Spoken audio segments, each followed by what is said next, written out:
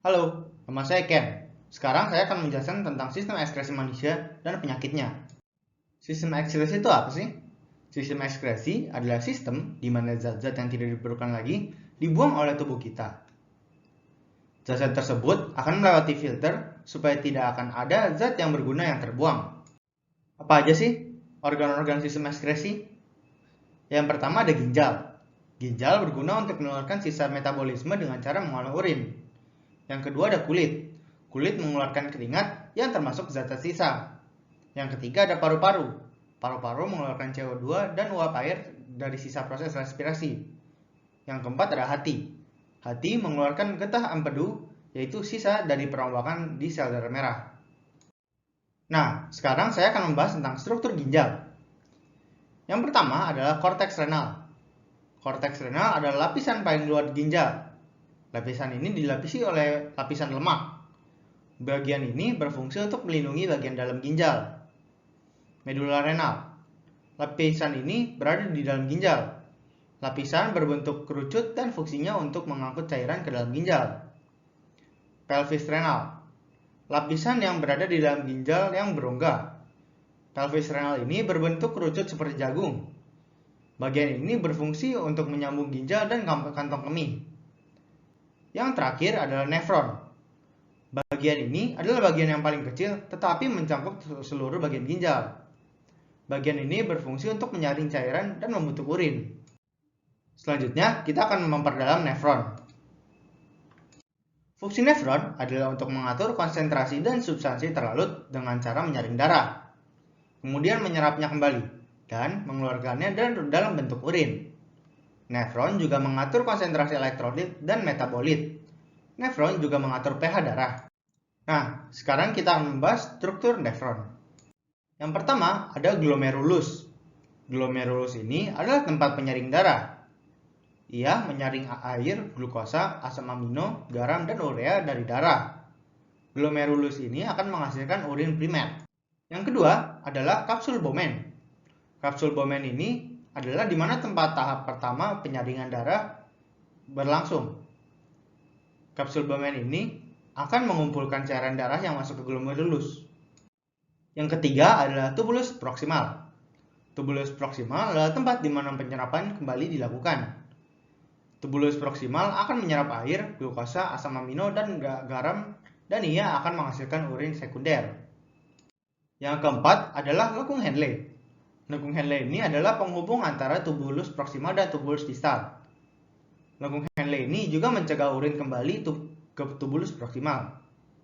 Lekung Henle ini akan menyerap air, garam, dan sodium klorida yang masih dibutuhkan oleh tubuh dari urin. Yang kelima adalah tubulus distal. Tubulus distal ini adalah tempat di mana zat yang berlebihan di urin sekunder dilepaskan. Proses yang dilakukan oleh tubulus distal ini bisa disebutkan sebagai proses augmentasi. Yang keenam adalah saluran pengumpul. Seperti namanya, saluran pengumpul adalah tempat penampung urin yang sudah diolah oleh nefron. Selanjutnya, kita akan membahas tentang penyakitnya, yaitu glomerulonefritis. Glomerulonefritis mempunyai 3 tipe, yaitu IgA nephropathy, focal segmental glomerulosclerosis, dan membranous glomerulonefritis. Yang pertama kita akan bahas adalah IgA nephropathy. Apa sih IgA nephropathy itu? IgA nephropathy juga dikenal sebagai penyakit Berger, adalah penyakit ginjal yang terjadi ketika deposit IgA menumpuk di ginjal, menyebabkan peradangan yang merusak jaringan ginjal. IgA adalah antibodi protein yang dibuat oleh imun tubuh untuk melindungi tubuh dari zat asing seperti bakteri atau virus. Malfungsi yang disebabkan oleh IgA nephropathy adalah peningkatan kadar IgA dalam darah yang mengandung lebih sedikit gula dan galaktosa spesial dari normalnya. IgA yang kekurangan galaktosa ini dianggap asing oleh antibodi lain dan beredar dalam darah sehingga antibodi lain akan menempel pada IgA yang kekurangan galaktosa dan membentuk gumpalan. Gumpalan-gumpalan tersebut akan tersangkut di glomerulus, nefron, dan menyebabkan peradangan dan kerusakan. Gejala yang dialami adalah Urin bisa berubah menjadi merah muda atau warna teh atau bahkan seperti warna cola. Gejala ini juga mungkin memiliki urin yang gelap atau berdarah. Tindakan preventif. IgA nephropathy ini tidak bisa diprevensi. Jika anggota keluarga Anda yang memiliki penyakit ini, hubungi dokter untuk membicarakan bagaimana cara menjaga ginjal Anda tetap sehat. Yang selanjutnya kita akan bahas adalah Focal Segmental Global Sclerosis atau bisa disingkat FSGN. FSGN adalah penyakit di mana scar tissue berkembang pada glomerulus. Malfungsi yang terjadi adalah renal glomeruli menjadi terluka dan mengeras sehingga glomeruli tidak bisa bekerja dengan maksimal atau dikenal sebagai sklerosis.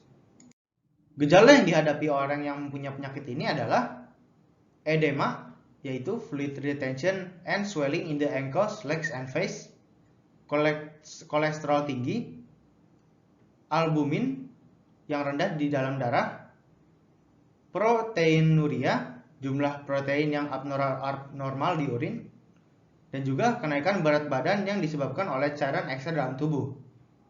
Tindakan preventif yang bisa dilakukan adalah menjaga BMI yang ideal, serta menangani kondisi yang bisa memicu FSGN seperti infeksi dan virus pada ginjal. Yang kita akan bahas selanjutnya adalah membranous glomerulonefritis. Apa sih membranous glomerulonefritis itu? Membranous glomerulonefritis atau disingkat sebagai MGN adalah tipe spesifik glomerulonefritis. MGN berkembang ketika peradangan pada struktur ginjal menyebabkan masalah dengan fungsi kerja ginjal Anda. Membranous glomerulonefritis menyerang nefron, dan tugas nefron adalah untuk menyaring limbah dan menghubungkan ginjal ke kantong kemih. Karena itu, fungsi-fungsi nefron menjadi melemah. Penyakit ini juga bisa membuat komplikasi yang lebih lanjut, seperti kolesterol tinggi, tekanan darah tinggi, penggumpalan darah, gagal ginjal, dan penyakit ginjal lainnya. Tidak semua penderita membranous glomerulonefritis memiliki gejala, tetapi jika ada gejala, biasanya mengandung pembengkakan pada tangan, kaki, atau wajah, kelelahan, urin berbusa, kebutuhan yang berlebihan untuk buang air kecil di malam hari, penambahan berat badan, nafsu makan buruk, dan juga darah dalam urin. Tindakan preventif, mengobati penyakit yang bisa memicu membranous glomerulonefritis. Salah satu penyembuhan dari semua penyakit adalah imunosupresan. Saya akan membahas 3 mekanisme kerja obat imunosupresan, yaitu cyclophosphamide, prednisone, dan juga corticosteroids. Yang pertama adalah cyclophosphamide. Cyclophosphamide adalah agen alkilasi dari jenis mustard nitrogen. Bentuk aktif dari cyclophosphamide fosforamide mustard alkylates, yaitu mengikat DNA. Efek sitotoksiknya terutama disebabkan oleh ikatan silang untaian DNA dan RNA dan untuk menghambat sintesis protein. Yang kedua adalah prednisone. Prednisone menurunkan peradangan melalui penekanan migrasi polipornuklear leukosit dan membalikan peningkatan permeabilitas kapiler. Ini juga menekan sistem kekebalan dengan mengurangi aktivitas dan volume sistem imun tubuh yang ada di badan. Efek antineoplastik mungkin berkolerasi dengan penghambat transportasi glukosa phosphorylation atau induksi kematian sel pada limfosit yang belum matang. Ini mungkin memiliki efek antiemetik dengan menghalangi persarafan serebral dari pusat emetik melalui penghambatan prostaglandin. Yang ketiga adalah corticosteroids.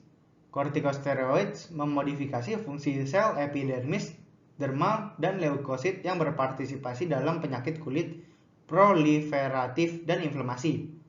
Setelah melewati membran sel, corticosteroids bereaksi dengan protein reseptor sitoplasma untuk membentuk steroid reseptor kompleks. Why we use immunosuppressants?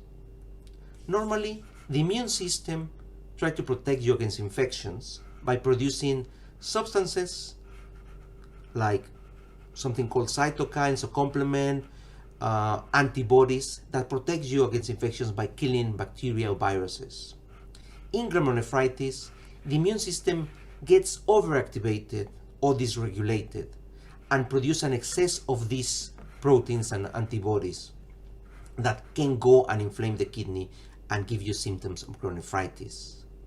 So we use these medications called immunosuppressants to suppress the function of the immune system and avoid they produce this excess of inflammatory proteins or antibodies. However, we also dampen on specifically the normal functions of the immune system. So patients have increased risk for infections as well. Ini dia sumber website yang saya gunakan, sumber jurnal, dan sumber buku.